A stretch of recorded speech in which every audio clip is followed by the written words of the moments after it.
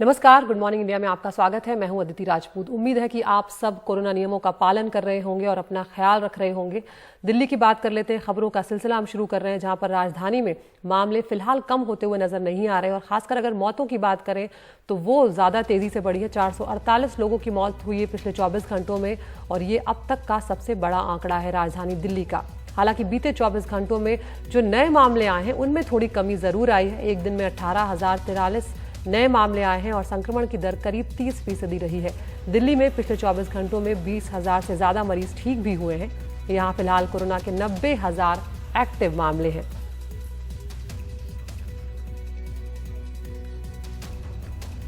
देश के कई शहरों में ऑक्सीजन का संकट लगातार बना हुआ है और इसकी सबसे बड़ी वजह है कोरोना की दूसरी लहर में मरीजों की ऑक्सीजन की ज्यादा जरूरत पड़ना। आलम यह है कि कई अस्पताल मरीजों के रिश्तेदारों को ही ऑक्सीजन का इंतजाम करने को कह रहे हैं। दिल्ली के अस्पतालों का भी ऑक्सीजन की कमी से बुरा हाल है। इसका अंदाजा बवाना में ऑक्सीजन प्लांट के बाहर लगी लंबी लाइन से लगाया जा सकता है। ऑक्सीजन के लिए कतार कभी खत्म होती हुई दिखती ही नहीं और कई लोग ऐसे हैं जो 2 से 3 दिनों से खड़े हैं, तब कहीं जाकर उनका नंबर आ रहा है। हमारे सहयोगी शरद शर्मा ने जाकर वहां का जायजा लिया। वो रिपोर्ट आपको दिखाते हैं।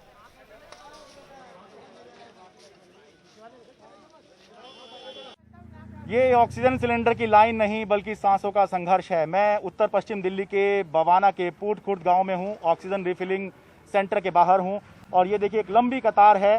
सिलेंडर लगे हुए लाइन में और सिलेंडर भरवाने के लिए बड़ी संख्या में लोग जो है यहाँ पर खड़े हुए हैं और जो बता रहे हैं वो बहुत ही कष्टकारी है। सुनकर कि कष्ट होगा वो ये है कि लोग कल से, आज शाम हो चुकी है, लोग कल से ही सुबह से यहाँ पर लाइन में लगे हुए हैं और फिर भी उनका ऑक्सीजन सिलेंडर नहीं भर पा रहा। ये देखिए लाइन कितनी लंबी है। उत्तर पश्चिम दिल्ली के बवाना में मैं हूँ, पूट खुर्द गाँव है। आप बताइए आपका क्या नाम है और आपका कौन एडमिट है, किसके लिए आप यहाँ पर ऑक्सीजन लेने आए हैं? सर कैलाश नाम है मेरा। मेरी मदर एडमिट है, इस वक्त होम आइसोलेशन में है वो। अच्छा। वो उनको क्योंकि हॉस्पिटल में कहीं एडमिट नहीं कर रहे, उनको हॉस्पिटल जा रहे हैं तो ये कह रहे हैं अपना सिलेंडर आप ला सकते हैं तो हम एडमिट कर लेंगे। तो प्राइवेट गाड़ी आती है ना, पीछे के गेट से भर भर के गैस दी जा रही है। हमारा नंबर आता है तो कहा जाता है कि गैस खत्म हो गई है। हम कल सवेरे 10 बजे से खड़ा है। कल सुबह 10 बजे से? 10 बजे से। कितने किलो का सिलेंडर आपका? मेरा है वो मतलब 4.5 फीट का। अच्छा, 4.5 फीट का है। तो अंदर लगा हुआ है 510 नंबर है। हाँ। अभी भी सर कोई पता नहीं है कब मिले कब ना मिले। होम आइसोलेशन हो चाहे अस्पताल हो, ऑक्सीजन के लिए यही संघर्ष जो है ज़मीन पर चल रहा है। पूट खुर्द बवाना से अपने सहयोगी कैमरा पर्सन अशोक महाले के साथ मैं शरद शर्मा, एनडीटीवी इंडिया। और कोरोना की दूसरी लहर काफी आक्रामक तो है ही, लेकिन कुछ घबराए हुए लोग लगातार सीटी स्कैन करवा रहे हैं। लेकिन स्वास्थ्य मंत्रालय का कहना है कि सबको इसकी जरूरत नहीं है। अगर बिना डॉक्टरी सलाह के आप करवा रहे हैं तो ज्यादा एक्सपोज हो रहे हैं रेडिएशन से, जो नहीं होना चाहिए और इसकी वजह से कैंसर भी हो सकता है। देखिए ये रिपोर्ट। अगर आपको कोविड हो गया है तो फौरन सीटी स्कैन कराने ना पहुंच जाएं। सीटी स्कैन का रेडिएशन एक्सरे से 400 गुना तक ज्यादा होता है। इसकी वजह से कैंसर तक हो सकता है। ये बात एम्स के निदेशक डॉक्टर रणदीप गुलेरिया ने कही। बार बार स्पेशली यंगर एज ग्रुप में सीटी कराने से risk of cancer in later life increases. तो आप अपने आप को नुकसान ही ज़्यादा करा रहे हैं जब उसकी ज़रूरत नहीं है, क्योंकि आप अपने आप को रेडिएशन एक्सपोजर कर रहे हैं और उससे बाद में कैंसर होने का चांस बढ़ सकता है। यानी हल्के लक्षण हो तो आपका काम एक्सरे से चल सकता है। सीटी स्कैन करवाने का फैसला डॉक्टर की सलाह पर ही करें। इसी तरह हल्के कोविड में बायोमार्कर और स्टेरॉइड की भी जरूरत नहीं है। अगर आपको कोई सिम्टम नहीं है, माइल्ड डिजीज है और सैचुरेशन ठीक है, तो प्लीज सीटी ना कराएं। सीटी तभी कराने की जरूरत पड़ती है अगर आपको मॉडरेट इलनेस है और आप हॉस्पिटल में एडमिट हो रहे हैं। और अगर डाउट हो तो पहले चेस्ट एक्सरे कराना चाहिए, उसके बाद ही सीटी स्कैन कराएं। तो इलाज में सावधानी भी बरतनी है और उपायों को लेकर समझदारी भी। नई दिल्ली से परिमल कुमार की रिपोर्ट, एनडीटीवी इंडिया। देश भर में वैक्सीनेशन का तीसरा चरण शुरू हो गया है और इसके तहत 1 मई से वैक्सीनेशन सेंटर्स पर 18 साल से ज्यादा उम्र के लोगों को भी टीका लगाया जा रहा है। 3 मई को दिल्ली में 89,000 से ज्यादा लोगों ने वैक्सीन लगाई है, जिसमें से 61,000 से ज्यादा लोग ऐसे थे जिन्होंने वैक्सीन की पहली डोज ली।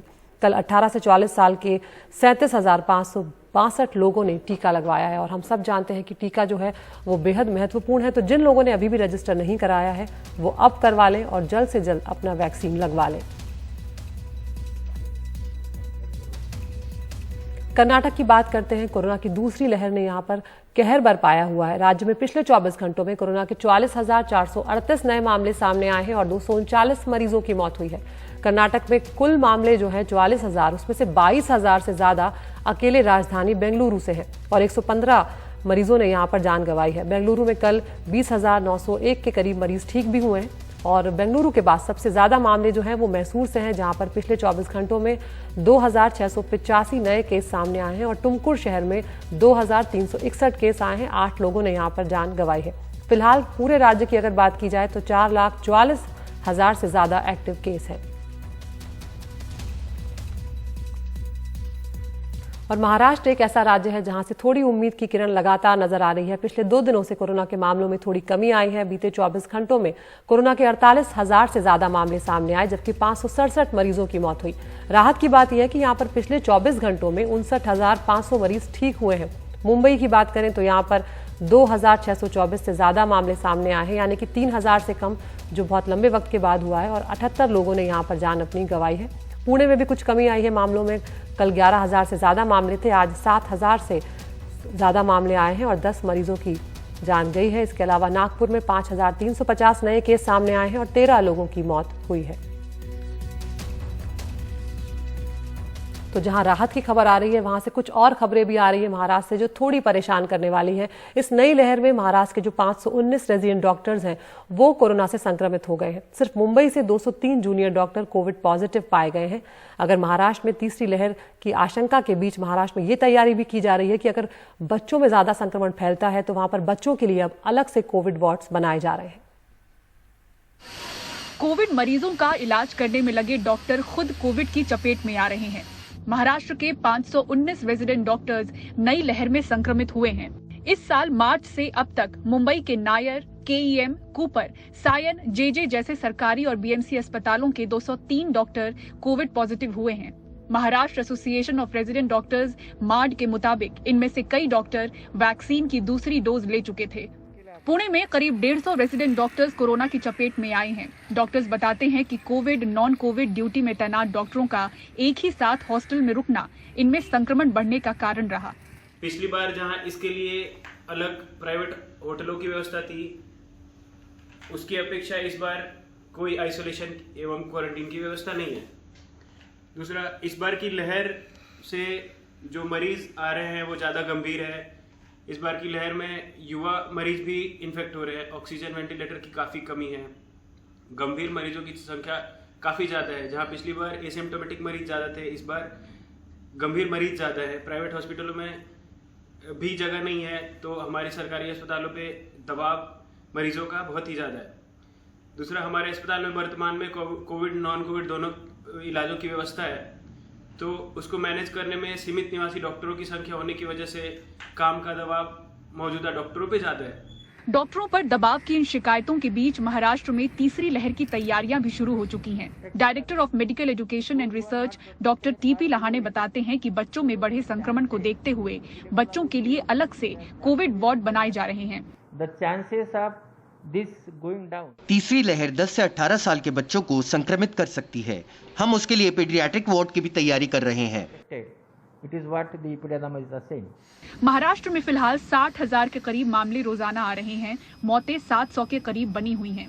डॉक्टर स्टाफ की किल्लत की शिकायतों के बीच बेड जोड़ने की मुहिम रिकॉर्ड स्तर पर जारी है। मुंबई से पूर्वा चिटनिस के साथ पूजा भारद्वाज की रिपोर्ट, एनडीटीवी इंडिया के लिए।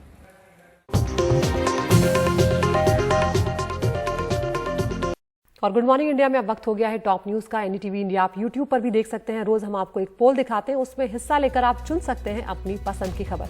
तो आज टॉप न्यूज में पहली खबर है, देश में महामारी चल रही है और उस बीच नए प्रधानमंत्री आवास की डेडलाइन सरकार ने तय की है और इसी को लेकर सवाल भी उठ रहे हैं। दूसरी खबर है, पंचायत चुनाव खत्म होते ही उत्तर प्रदेश के गाँव में अब महामारी पसरी है और वहां पर अब टेस्टिंग शुरू होने जा रही है। तीसरी खबर है, डॉक्टर रणदीप गुलेरिया जो एम्स के निदेशक हैं, उन्होंने सलाह दी है कि अगर हल्के लक्षण है तो सीटी स्कैन ना करवाएं।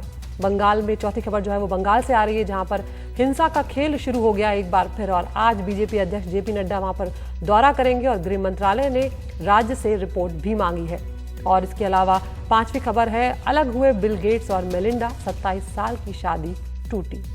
तो इन 5 खबरों में से वो कौन सी खबर है जो आप देखना चाहते हैं, हमें हमारे इस पोल में हिस्सा लेकर आप चुन सकते हैं वो खबर। उस खबर को हम आपको एनडीटीवी इंडिया और एनडीटीवी इंडिया के यूट्यूब चैनल पर विस्तार से दिखाएंगे। गुड मॉर्निंग इंडिया में इतना ही। नमस्कार।